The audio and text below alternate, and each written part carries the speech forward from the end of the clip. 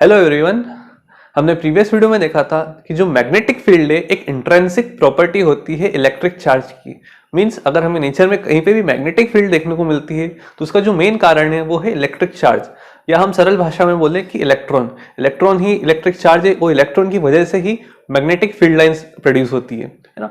तो हम यहाँ पे इलेक्ट्रॉन नहीं बोलेंगे, हम यहाँ पे बोलेंगे इलेक्ट्रिक चार्ज की वजह से मैग्नेटिक फील्ड लाइंस क्रिएट होती है। और हमने प्रीवियस वीडियो में ये भी देखा था कि जो इलेक्ट्रिक चार्ज है जब मोशन में आता है तभी उसकी मैग्नेटिक फील्ड प्रॉपर्टीज शो होती है। अगर इलेक्ट्रिक चार्ज अगर रेस्ट में तो उसकी मैग्नेटिक प्रॉपर्टी हमें शो नहीं होगी। तो इस वीडियो में हम ये देखने वाले हैं कि जो मैग्नेटिक फील्ड है वो भी एक वेक्टर क्वांटिटी होती है।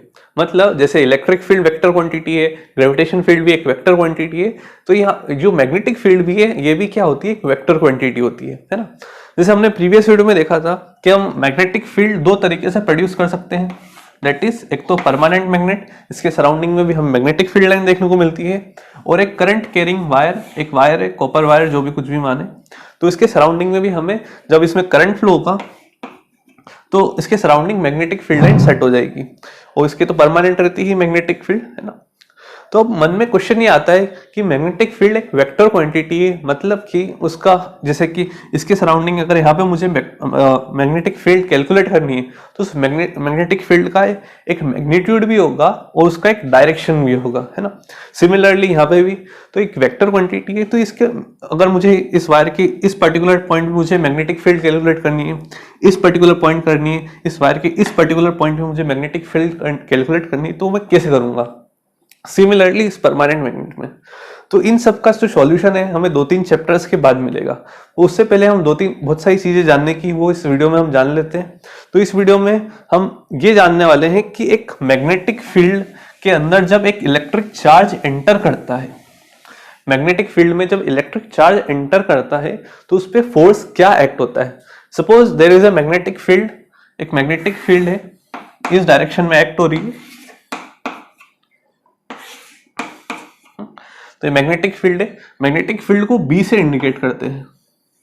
अब चूंकि वेक्टर क्वांटिटी, इस पे वेक्टर का भी साइन बना देते हैं, तो अभी फिलहाल के लिए मैग्नेटिक फील्ड एक कांस्टेंट इस डायरेक्शन में एक्ट हो रही है, और इस मैग्नेटिक फील्ड के अंदर मैंने एक इलेक्ट्रिक चार्ज को, क्यू चार्ज है सपोज, है ना, इस क्यू चार्ज को इसके परपेंडिकुलर इस डायरेक्शन में, डाउनवर्ड्स डायरेक्शन में इस मैग्नेटिक फील्ड के अंदर इंट्रोड्यूस कराया है। और सपोज इसकी जो वेलोसिटी है v वेलोसिटी से मैंने इसको इस मैग्नेटिक फील्ड के अंदर इंट्रोड्यूस कराया है। तो अब यहाँ पे इस q चार्ज पे एक फोर्स एक्ट होने लगेगा। अब देखो एक और ध्यान देने वाली बात ये है, अभी इलेक्ट्रिक चार्ज जो है अब इलेक्ट्रिक चार्ज नहीं रहा, अब इसमें क्या आ चुकी है, वेलोसिटी आ गई, यानी ये मूव हो रहा है। तो अब मूव हो रहा है यानी कि जो इलेक्ट्रिक चार्ज है ये बन गया है मैग्नेटिक चार्ज, और मैग्नेटिक चार्ज जब मैग्नेटिक फील्ड में एंटर करेगा तो उस पर फोर्स कौन सा लगेगा, मैग्नेटिक फोर्स।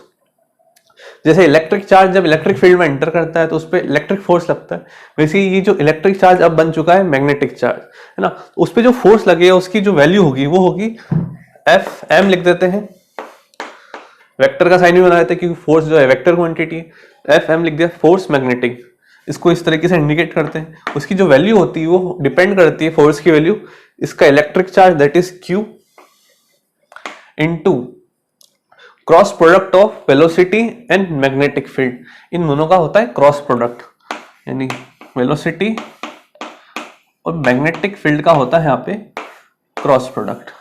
तो ये होता है force acting on that particular Q charge, इस पे जो फोर्स होगा वो ये एक्ट होगा। चलो इसको समझ लेते हैं। अब मैग्नीट्यूड तो हमें समझ में आ गया, Q into V into P, इसका डायरेक्शन क्या होगा। अब यहाँ पे ये वेलोसिटी और मैग्नेटिक फील्ड का है क्रॉस प्रोडक्ट हो रहा है, क्रॉस प्रोडक्ट हो रहा है यानी समझ लेते हैं जो v भी वेक्टर है, ये भी वेक्टर क्वांटिटी है, और ये भी क्या है, वेक्टर क्वांटिटी। तो दो वेक्टर क्वांटिटी का यहाँ पे मल्टीप्लीकेशन हो रहा है, और कौन सा मल्टीप्लीकेशन हो रहा है, क्रॉस मल्टीप्लीकेशन हो रहा है। तो उसका जो डायरेक्शन होगा, जो थर्ड वेक्टर मिलेगा, इन दोनों के परपेंडिकुलर मिलेगा।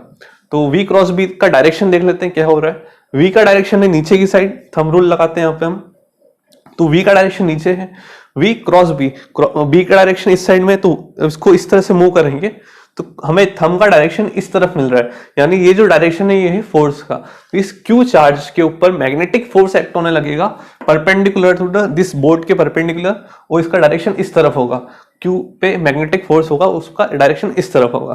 तो आई थिंक ये कंसेप्ट इस फॉर्मूले से समझ में आ गया होगा कि ये इलेक्ट्रिक चार्ज अब मैग्नेटिक चार्ज बन चुका है, वो मैग्नेटिक चार्ज अब मैग्नेटिक फील्ड में एंटर करेगा तो उस पर फोर्स कौन सा लगेगा, Fm, that is Q V B, Q into V cross B.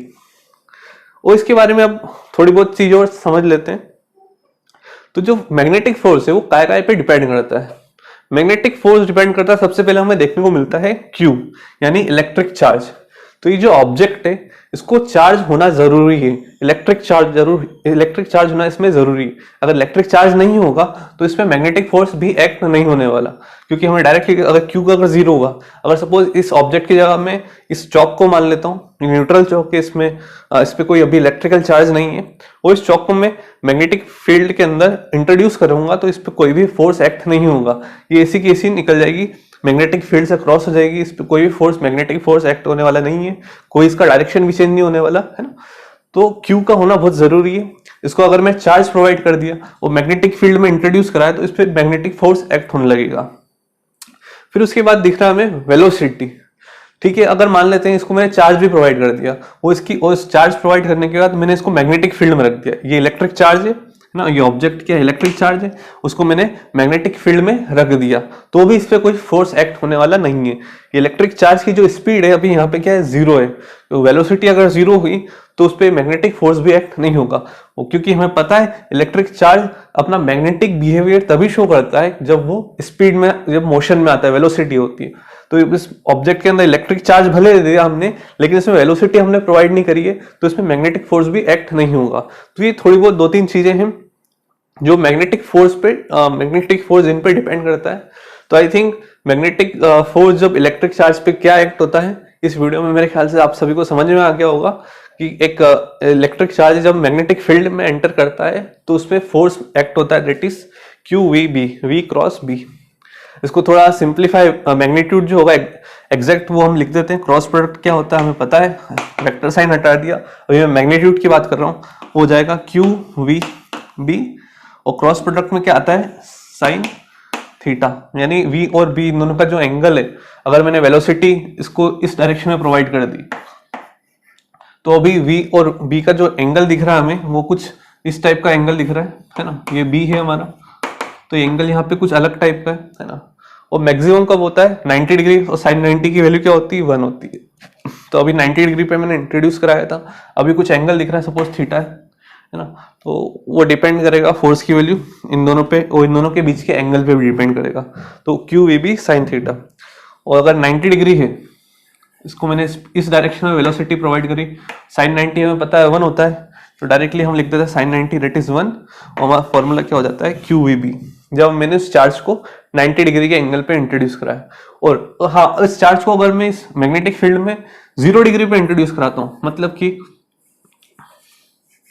इस चार्ज को सपोज मैंने मैग्नेटिक फील्ड के अंदर ही रख दिया और इसको मैंने स्पीड प्रोवाइड करी किस डायरेक्शन में, along the direction of magnetic field, यानी इसको वेलोसिटी भी मैंने कहां प्रोवाइड करी है, मैग्नेटिक फील्ड के डायरेक्शन में प्रोवाइड करी है। अब देखो यहाँ पे एंगल जो बन रहा है वेलोसिटी और मैग्नेटिक फील्ड के बीच का जो एंगल है वो बन रहा है 0 डिग्री का। तो यहाँ पे अगर साइन थीटा यानी साइन 0 रखूंगा मैं, तो साइन 0 की वैल्यू हमें पता है 0 होती है, तो ये पूरी जो क्वांटिटी है तो Fm, तो नेट मैग्नेटिक फोर्स भी क्या हो जाएगा उस पर 0, यानी कि अगर मैं यहाँ पे along the direction of magnetic field उसको वेलोसिटी प्रोवाइड करता हूँ उस चार्ज को, तो उस पर मैग्नेटिक फोर्स भी कोई एक्ट नहीं होगा।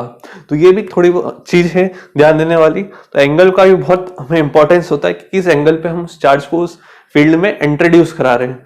तो आई थिंक बच्चों समझ में आ गया होगा कंसेप्ट मैग्नेटिज्म का, मैग्नेटिक फील्ड का, और force on the Q electric charge in the presence of magnetic field. So thank you.